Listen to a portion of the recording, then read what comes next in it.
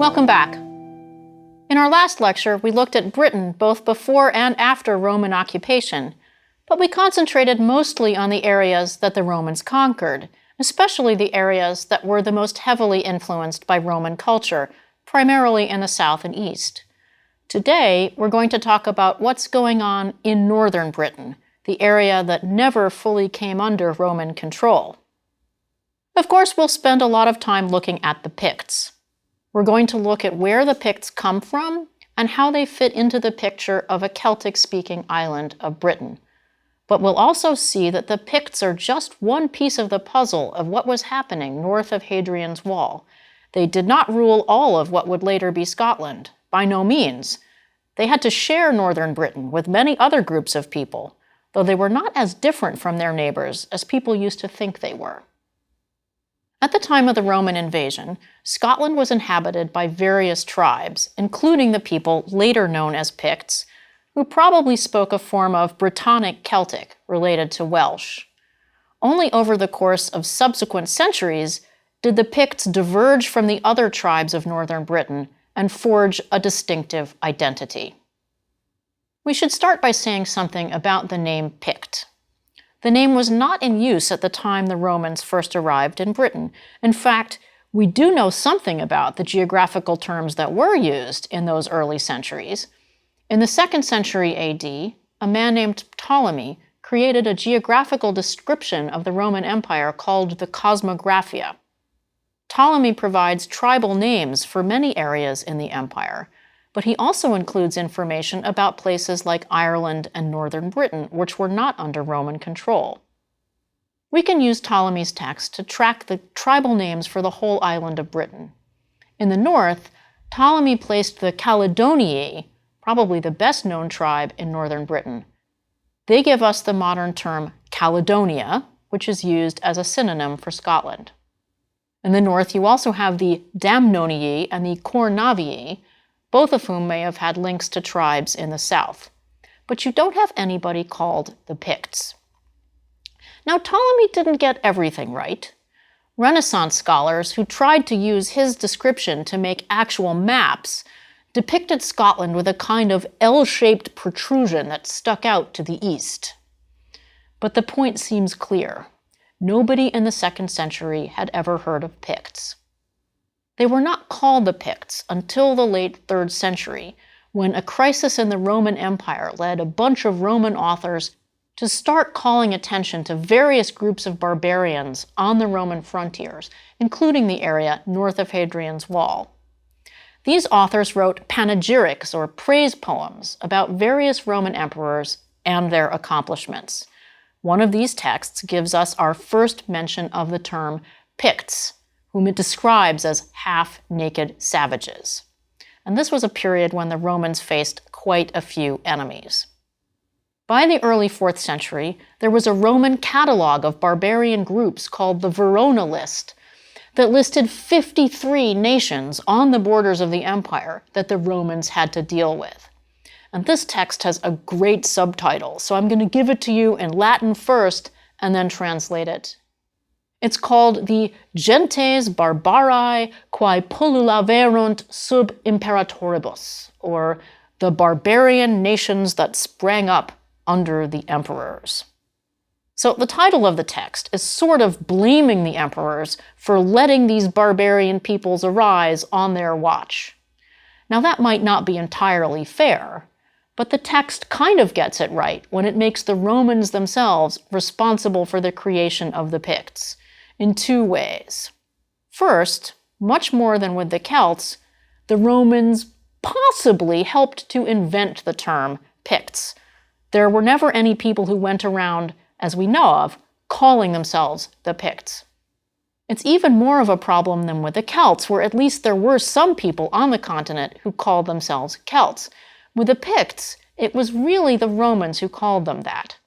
So if you asked a guy with tattoos in the 3rd century if he was a Pict, he would have no idea what you were talking about, unless he read a lot of Latin panegyrics, which is not likely.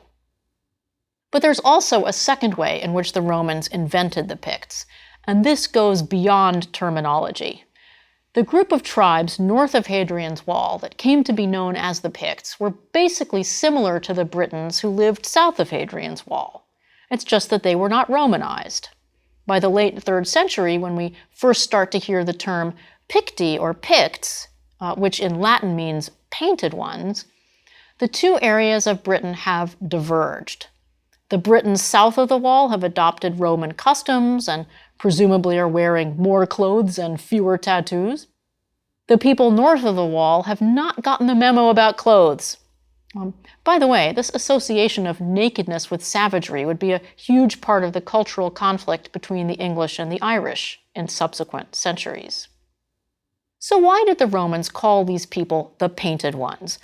Did the Picts, in fact, paint themselves blue like Mel Gibson in Braveheart? One thing we know for sure is that Sir William Wallace did not paint himself blue.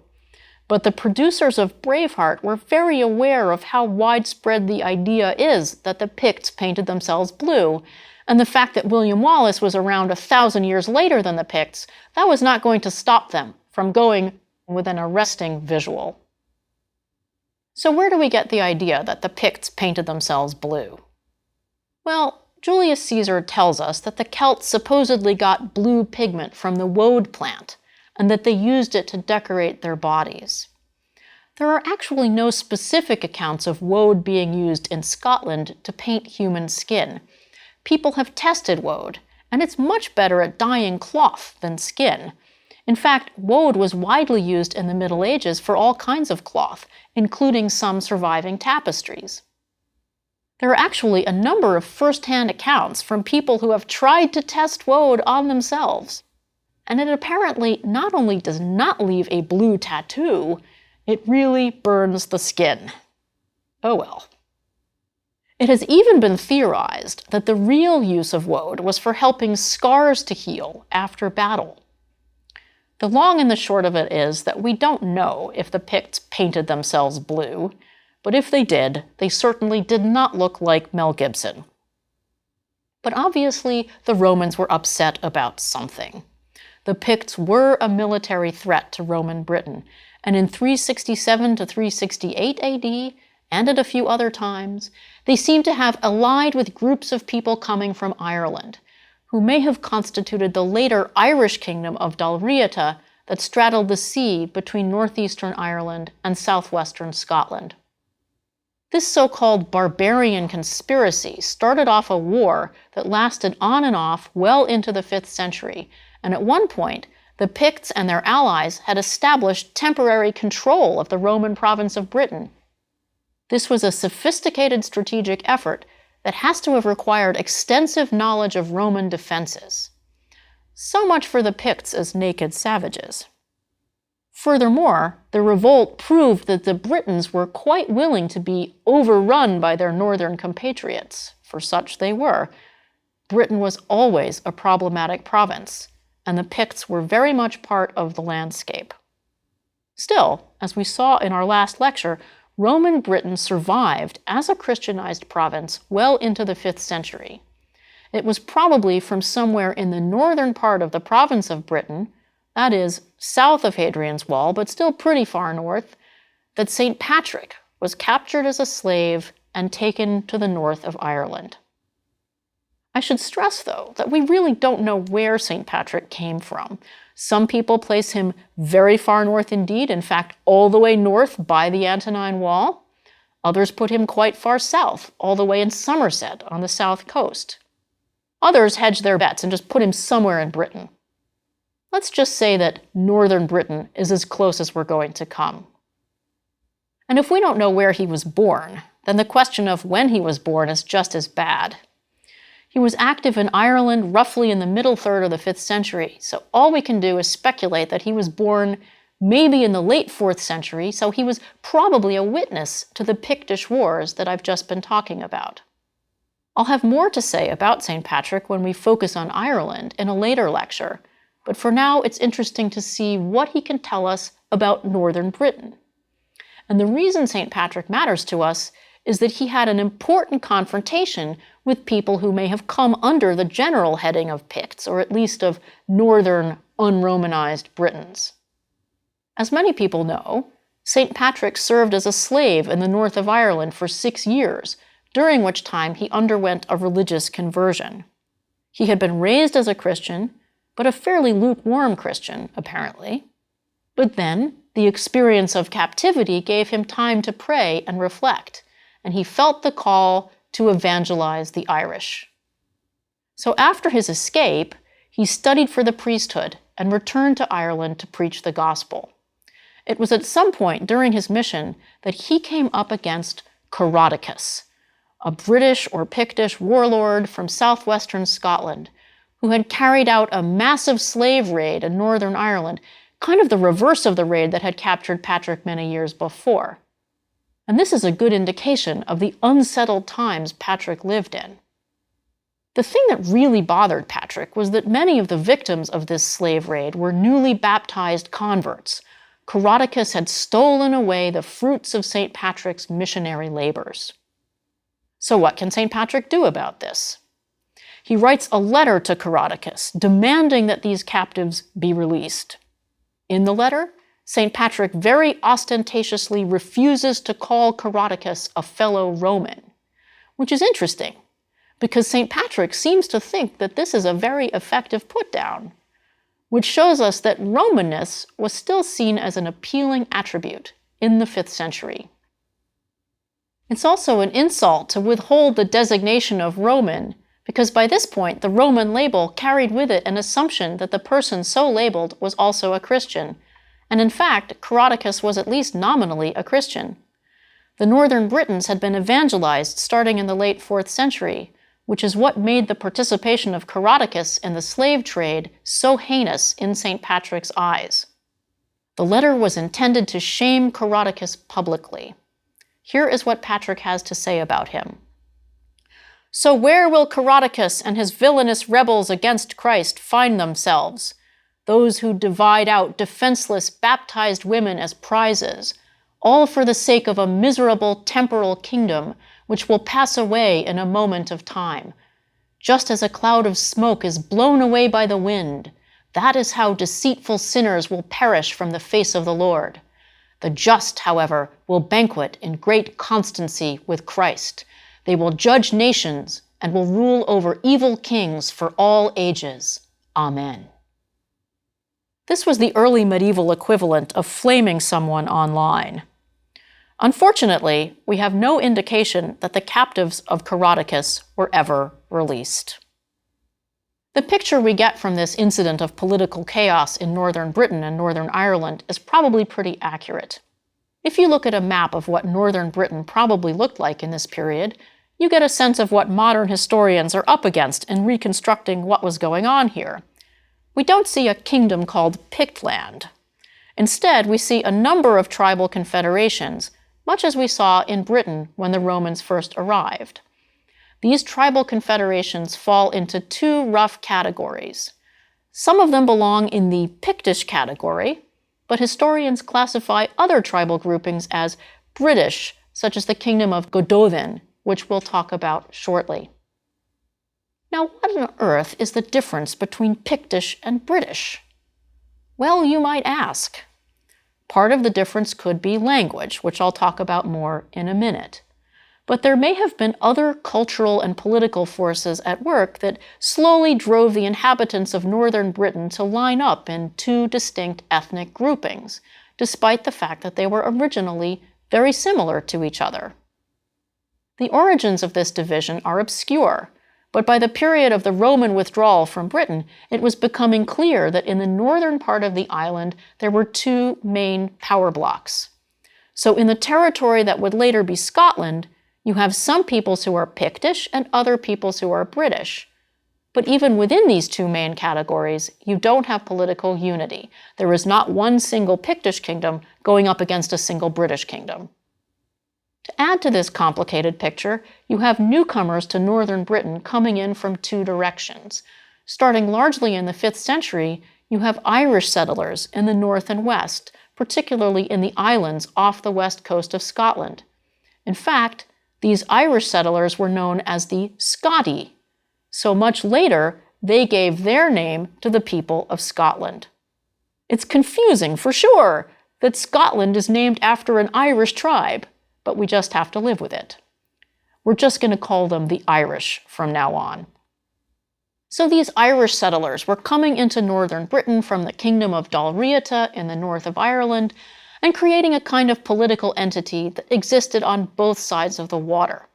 So in those areas, in the north and west, the language being spoken was increasingly Irish. But there were also people coming into northern Britain from the south and east. Around 500 or so, groups of Germanic-speaking peoples called Angles began colonizing northern Britain. The Angles gave us the first element in the term Anglo-Saxon. They started pushing fairly far north into what is now Scotland, and they, of course, spoke a language that is related to our modern English language. Their advance into the lowlands of Scotland, all the way back in this period, is the main reason the Scots speak English today. There is a distinct dialect or language called Scots, but it is extremely closely related to English. So now you have even more linguistic and ethnic diversity. By around 600 or so, in the area we think of now as Scotland, at least 4 languages were being spoken, 3 of which were Celtic. The 3 Celtic languages were British and Pictish, which may have been closely related, but they were seen as different from each other by people at the time. And then you have Irish, which is related to British and Pictish, but much more distantly. Finally, there was the language of the Angles, which we could roughly call English, which is a Germanic language, quite different from the Celtic languages. You could also add a 5th language, namely Latin, which is the language of the Christian Church. Christianity was making great inroads in this period, especially in the British areas of southwestern Scotland. But let's return for a moment to the Picts. There are many unresolved questions about the Picts. We're not sure, for instance, whether the Picts lived only in Scotland or whether there were Picts in Northern Ireland as well. There are hints that there may have been Picts in Ireland at around this time, because there are signs that there was a people in Ireland, especially in the north, who were regarded by the Irish as ethnically distinct from them. These people were called the Cruithin. Now, the term Cruithin is etymologically equivalent to a word that is used to describe the Picts, with one interesting and perhaps telling difference. At the beginning of the word, where you would expect a P, you get a C, so Cruithin rather than Pruthin or some such form. This is exactly the difference between the Q Celtic languages and the P Celtic languages that we talked about in an earlier lecture. So the Cruithin in Northern Ireland may very well be the cousins of the Picts in Scotland. Now, not all scholars are convinced that there was a genuine ethnic connection between the two peoples. But the bottom line, I think, is that we should see the boundaries at this period as very fluid. The sea is more of a highway than a barrier, and there is a lot of traffic across the Irish Sea. But northern Britain is also very strongly connected to the rest of the island of Britain. It is not cut off by Hadrian's Wall, either before or after the Romans withdrew their legions, and the connection between northern Britain and the south also survived the Anglo-Saxon conquests that I'll talk about in a future lecture. Just as the very famous figure of St. Patrick can exemplify the ties between northern Britain and Ireland, so another famous figure can tell us something about how northern Britain is tied to southern Britain, namely King Arthur. There is a very early poem in Welsh called the Gododdin that takes place in what is now Scotland, and it's probably most famous today because it contains the first mention of a warrior named Arthur. It takes place around 600, during the period when the Angles were pushing north into what had been British territory in southeastern Scotland. The poem depicts a raid by the men of the British kingdom of Gododdin on the Anglian fortress of Catraeth, which ended in a disastrous defeat for the Britons. Now, the poem was about the north, but we only have it because it was preserved in a manuscript far to the south, in Wales. Ultimately, British speech disappeared in Scotland. It was squeezed out in the southeast by the Angles and in the west by the Irish. And ultimately, British was replaced everywhere on the island of Britain except in Wales and Cornwall. British was the ancestor of both Welsh and Cornish. But in Wales, they clung to the memory of a time when people who spoke their language had ruled in the north. The Welsh referred to this period as Yr Hen Ogledd, or the Old North. I think it's quite poignant that the Welsh preserved this memory of former greatness. The story of the Celts is full of this kind of nostalgia. So what does this poem actually say about Arthur? It's a very cryptic reference, but we can get something out of it, I think. The poem praises one of the warriors of the Gododdin, a man named Gwyrddir, for his mighty deeds in the raid on the Anglian fortress of Catraeth. Here's how it reads. He fed black ravens on the rampart of a fortress, though he was no Arthur. So what does it mean that he fed black ravens on the rampart? It means that he killed a lot of guys who became food for the ravens. But there's a sting in it. Yeah, pretty good, but not as good as Arthur. This is actually our earliest reference to someone named Arthur having a huge military reputation. Arthur is clearly the gold standard against which this other guy, Gwyrddir, is being measured. I'll say much more about the story of Arthur in a future lecture, but for now I just wanted to make the point that this one little reference to Arthur can show us how connected the whole island of Britain remained, even in a period of tremendous political change and upheaval. But now back to the Picts. If the story of the British in the north is largely one of retrenchment and defeat as the areas of British speech were slowly squeezed out, then the story of the Picts is very different. With the Picts, we see political consolidation, even what we might call triumph, at least for a few brief but glorious centuries. Before we tell the story of the rise of the Pictish kingdom, I want to fulfill my promise to say more about the Pictish language, where exactly it was spoken, and where it came from in the first place. Both of these questions are hard to answer. We don't know as much as we would like to about Pictish, because we have only a few inscriptions to go on, and these tend to be concentrated in the north and east of what is now Scotland. So we imagine that that was the heart of Pictish-speaking territory. But we can't be sure of that, since we don't have inscriptions from the rest of Scotland in other languages at this time, so we might be seeing a distribution of inscriptions rather than a distribution of a language. What we may be seeing is that the area of inscriptions corresponds to the area where a Pictish dynasty was able to establish political control. More about that in a minute. But this could understate the amount of territory where Pictish was the main language of the people. So if you look at a supposed map of where Pictish was spoken, take it with a grain of salt. We're not really all that sure. But the question of where exactly Pictish was spoken has been less controversial than the question of where it comes from. There have been various theories about the origins of Pictish, and keep in mind that all of these theories have to be based on a very small number of words, largely personal names, which is not at all ideal for trying to reconstruct a language.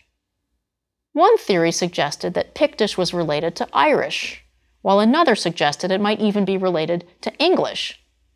These theories have been discounted by modern linguists. They just don't hold up to linguistic scrutiny. The weirdest theory, but potentially the most intriguing one, is that Pictish might be a pre-Indo-European language that had somehow survived the supposed arrival of the Celts in northern Britain. This theory has the merit of making the Picts seem incredibly cool, like some sort of special remnant of a very deep prehistoric past. But it's just not true. Linguists and historians have now pretty much agreed that Pictish is a Celtic language closely related to Gaulish, though they're not exactly sure how distinct it was from British, and they can't be sure whether it became distinct from British while both languages were evolving on the island of Britain, or if the two languages, Pictish and British, made their way to Britain independently. Thus, we're back to the question we discussed in a previous lecture of how the Celtic languages got to Britain in the first place. Unfortunately, in the state of our current knowledge, we really can't be sure. If you were to try to draw a map of the languages of northern Britain in, say, 600 AD, it's hard to say whether you would want a very hard and fast line between Pictish and British, or whether it would be more of a continuum than a hard and fast line. But at any rate, Pictish was perceived as a separate language by observers at the time, and since it died out in the 10th or 11th century, we will never be able to test the proposition thoroughly. The reason we understand this linguistic relationship at all is because we do have some inscriptions, as I've said. Some Pictish inscriptions use the Latin alphabet, but other inscriptions use a totally different system of writing called ogham. Ogham probably comes from Ireland, where it is fairly widespread from the 4th to the 6th centuries, but you also see it in various parts of Western Britain and in Scotland. It's a system of writing that uses a center line as the base, and then lines come out from the center line to form the various letters. It's sort of like an early medieval barcode. Irish ogham typically uses the edge of a standing stone as the center line, whereas Pictish ogham often has a line cut into the face of the stone. Now, most of these stones are memorial markers of some kind. We get mostly personal names, X, son of Y, etc. But these inscriptions have provided enough evidence to help settle the language question we've been talking about, in favor of Pictish being a P-Celtic language very similar to British. There is one more mystery about the Picts that we really don't have a solution to. That is the meaning of the so-called Pictish picture stones. These stones feature repeating motifs that are common to the whole area of Pictish inscriptions, so they seem to belong to some kind of standardized pictorial vocabulary or formulary, but nobody knows what they represent. Modern scholars have given these symbols names such as the double disc and the Z-rod, but they don't really know what they represent.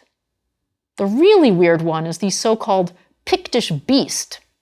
It doesn't seem to represent any known animal. It looks a little like a seahorse or possibly a dolphin, but it's hard to tell. Some people have even proposed that it depicts the Loch Ness Monster. Scholars are working on these images even as we speak, so we can stay tuned for further developments. For now, though, we can say that with the exception of the Pictish beast, the Picts are less mysterious than we used to think. They grew out of the same political and cultural developments as we see in the rest of Britain. They are not some weird remnant of a pre-Celtic past. They are as much Celts as anyone else in Britain, which is to say, they're definitely speaking a Celtic language, though nobody is calling them Celts at the time. So I said that the Picts were a success story. How so? Well, the Picts seem to have gotten their act together and created a fairly stable, unified kingdom, which was always quite an achievement in this period. Starting in the period around the fall of Rome, several Pictish kingdoms emerged, primarily in northern and eastern Scotland. And a 10th century document called the Pictish Chronicle says that there were 7 of these kingdoms, each ruled by one of the 7 sons of a single king. This is suspiciously cut and dried, but it does express the reality that the Picts were slowly cohering. And by the 7th century, the most powerful Pictish kingdom, the Kingdom of Fortru in northeastern Scotland, probably exercised a kind of hegemony over the smaller Pictish territories. But the Picts were also very open to outside influences. They apparently patronized Irish-speaking bards, which foreshadows the ultimate replacement of Pictish language and culture by Irish in the years to come. But for now, I think the takeaway from this exploration of northern Britain is that the later Kingdom of Scotland is probably the most diverse in origin of any of the so-called Celtic regions. It develops out of a mixture of British and Pictish and Irish and English elements. And we'll see later that Scotland gets even more multi-ethnic in the Viking period, when we add people from Scandinavia into the mix.